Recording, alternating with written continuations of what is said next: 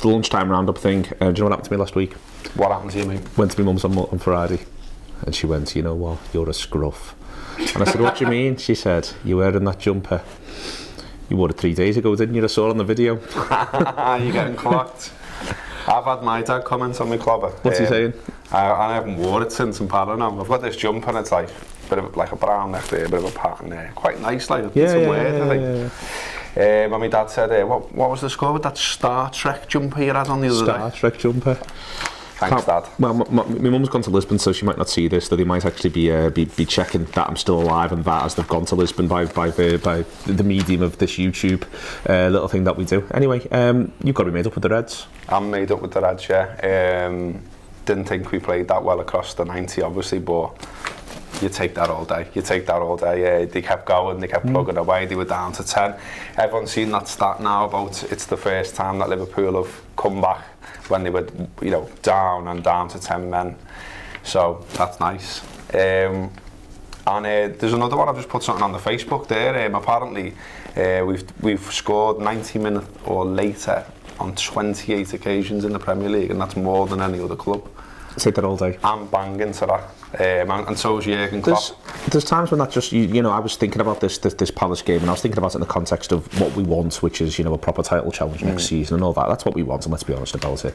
But when it was happening, the game in front of me, I was thinking, this is the sort of game that you've just got to find a way to win. Palace are so up for it. They're at home. The atmosphere is rocking and rolling there. The atmosphere sounded great from both sets of supporters, I thought, right the way through the 90 minutes. It's a real testament to what a good home crowd or a good away crowd can do to it. You know what I mean? It sounds like a great game to be at. It is great there. It sounds like a great game to be at. And I thought, I was impressed with Palace. I thought that they played pretty well until they lost the Reds after we went down to 10. But I think it's you've just got to find a way to win. If you were to have a game like that in a season where you go on and really do something, you wouldn't be thinking to yourself, well, you need games like that. You're not going to be great every week. You've just got to find a way to get through the side. I thought about that as well. You wouldn't be talking about the style. I mean, if we were in contention now for the title, it's just about winning the game. It's just about the 3 points, isn't it? And no one cares about the style. Yeah. I mean, I think I remember Chelsea on one of their run-ins, and I think they won away at Bolton, and they were awful, but they just won, and their went nuts when they got the winner. And they just forced the victory. They made it happen. They somehow found a way to win, and that's what you got to do as a football team. You can't play the champagne stuff every week, can you? No. And there was loads of battling. Obviously, Milner went a bit too far. Milner to go a bit too far, yeah. I thought his first one was a bit... When he lashed his first one, and I thought that could be a straight red, because he was both really... Both of them were mad, to be fair. Yeah, but both in their half. They're both yellow cards. Both yellow cards, but both in their half. The second one makes a bit more sense, because I think he's thinking there's a break, and he's got a cob on because he just found out he's going to have to go and play right back. There's a break on, and I think he didn't get the foul. And he didn't get the foul, and he was rubbish when he went through, and he was probably annoyed with himself. And the whole situation was... The first one for me was even madder, because that really was, he's going absolutely nowhere. There wasn't a break or anything. We were set. Yeah, which might explain a thing or two. Yeah, I mean, one of them. I still enjoy those kind of things, obviously. We'll talk about more of that on the Anfield Rap podcast, which is a very popular podcast that people seem to like, and it's about Liverpool Football Club. Please listen if you never have. Don't just watch this, because which is quite mad. We put more effort into that. Yeah. But I mean, talking about effort, I've made a little agenda. Look. Oh, very good. Before we go back to the footy, I want to say about this. There's 1,000 new jobs going on at Liverpool Football Club.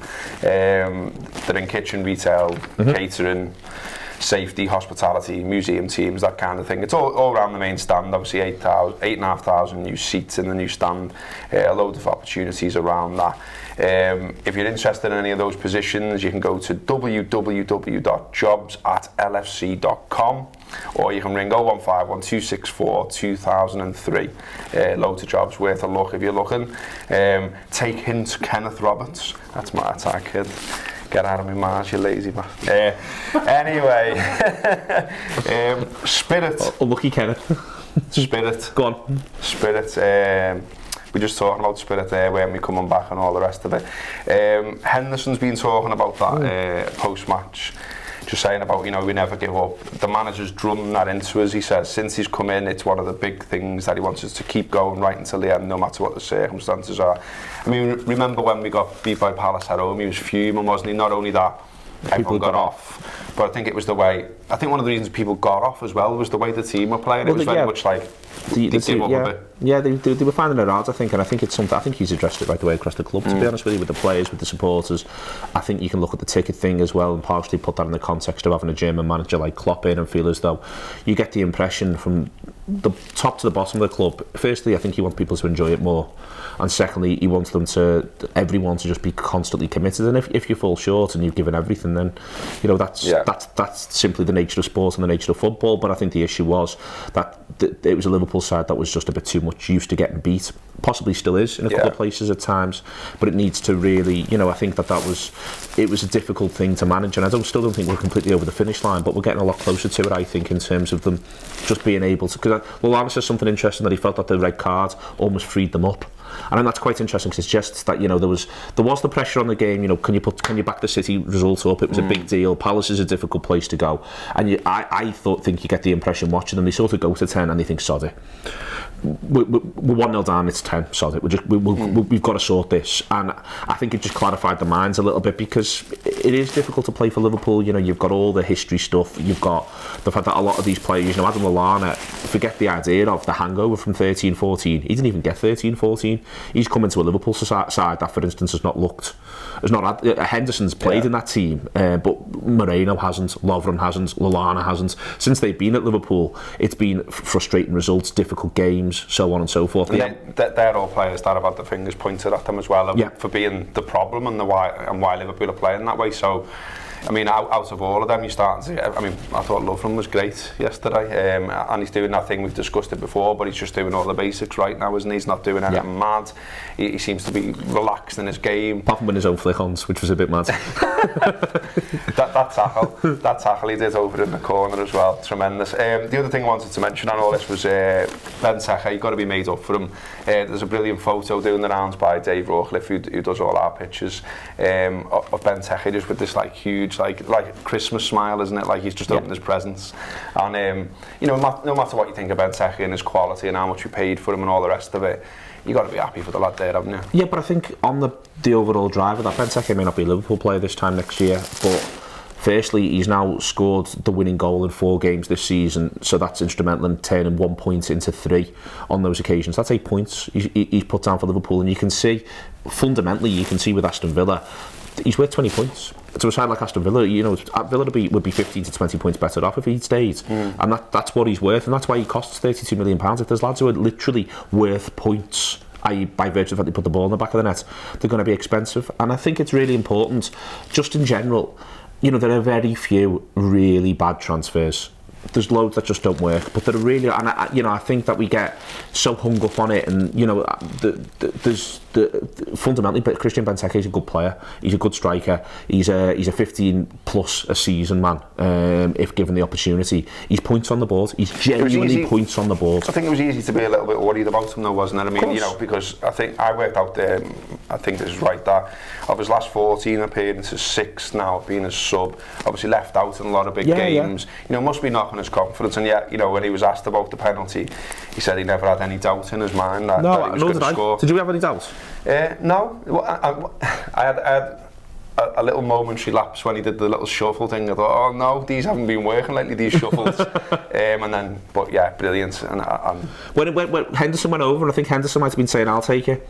We went over, and I'm glad this happened last season with Balotelli. But as I was thinking, no, he's won the penalty. You let him take the penalty. He's looked great for us taking them. And I just thought, I was worried. Not that I think Henderson wouldn't have scored. I think Henderson would have scored actually. But I had this thing going, no, you've got to let this lad have this. He's got to have this moment, and he's got it. And if now, as I say, if he goes at the end of the season, well, I'll be honest with you, there's been Liverpool players who frustrated me a hell of a lot more, and there's and also who haven't literally directly contributed to getting 8 more points. That this is, if there is a part of the ways, I really hope it is now, most definitely on good terms from everybody. There's a brilliant outcry as well, which I'm really enjoying. Not only from Alan Pardew and them totally losing it, absolute gold, that video. If you haven't watched it, it's on the Facebook page below. On the Anfield app later, I'm going to stick up for Alan Pardew, but keep going. I hate him. I'm fine with that. I'm not going to argue that isn't perfectly valid, but I am going to stick up for him. Well, he's lost it over the dive, as he called it, and all the rest of it. Various Palace players are coming out today. All their fans are kicking off. I mean, I've been looking after the Facebook and Instagram of the Anfield Wrap over the weekend, and we're getting loads of fans on from other clubs calling us cheats and all the rest of it. Brilliant. And it's just grist to Robbo's mill. The Echo's even done a piece on it today, just about how everyone's fuming and how that's brilliant for us, you know what I mean, and how you've got to enjoy that as a football fan. Very much so. And I very much do. I'm actually disappointed it's not more of a dive. I want there to be no contact. Full swan dive. Yeah, I want everything. I was really disappointed. The more I've seen it, the more I've become convinced it's not, and it's a penalty and it's perfectly valid, and I'm quite upset about that. I really wanted it to be absolutely awful, to be honest with you. Not even about Palace, just more simply because, you know, it was on the telly, it was the lunchtime kick-off, all that sort of stuff. Nothing gets the moral ire going more than that nonsense. No, you know, if he does that on a Saturday 3 o'clock, it's all brushed over, but to do that just before the 4 o'clock game on a Sunday on the telly, what sort of example does he set to the children? Klopp did a big thing about the bench as well, just saying, you know, it's the first time he's really had quality on the bench, yeah. and them fit, the people who were on the bench. He also had another little pop. I thought it was aimed at the media about the fact that, you know, you leave someone out and then that's a problem, and you're asked why is that person out. Well, they literally can't all play. You know, like Sturridge doesn't get a game, so are we meant to all worry about this now? Yeah. I'm not worried. I just want Liverpool to win games, and that's what we did. And what was three in a row is the first time for a year now. 3 league games in a row. Yes. Last of all, I've got a question for you. Got a question for you. Go on. The Newcastle job. Yeah. Is he gone? No, he hasn't gone yet. But there's big talk that he will. Okay. And he did look a bit rabbit in the headlights on his interview yesterday. Understandably so. But what I wanted to ask you was, both Rodgers and Benitez have been linked with the job today. Should they take it? No. Who would be your first choice if you had to pick one? No, come on, you've got to pick one. Who's going to keep them up? Who's going to keep them up? I'd probably just err on the side of Rodgers. Because I think that they did want to come in, and I think Benitez would come and make them solid, but I suspect McLaren's trying to do that anyway. So I think they probably need to come in and find a way to cut loose and score some goals. But if I was advising Benitez or Rodgers, I would say absolutely no way on earth. I think that there'd be an argument for either of them to take it if it was going in the summer and they were still a Premier League side. Don't get me wrong. I think it would be awful to work for Ashley, but both of them are limited in terms of the sort of jobs they're going to get. But no, you're all right, lads. Yeah, you don't want that on your CV, do you? What else we got today then? I'm recording the Tuesday review, but it'll be out tomorrow. Me and John are going to try and get a coach home out for you as well. And we're working out the rest of the week, and you know, we're doing a rewired today, a ride, and it's big Mondays. We always work hard on Mondays. So you want basically, if you're not subscribing yet, do seriously consider it, and tell us in the comments underneath whether you go for Benitez or Rodgers. If you're a Newcastle supporter, I think it's a bit of a mixed bag, to be honest with you. And if you're a Newcastle supporter, you're probably sick of it all.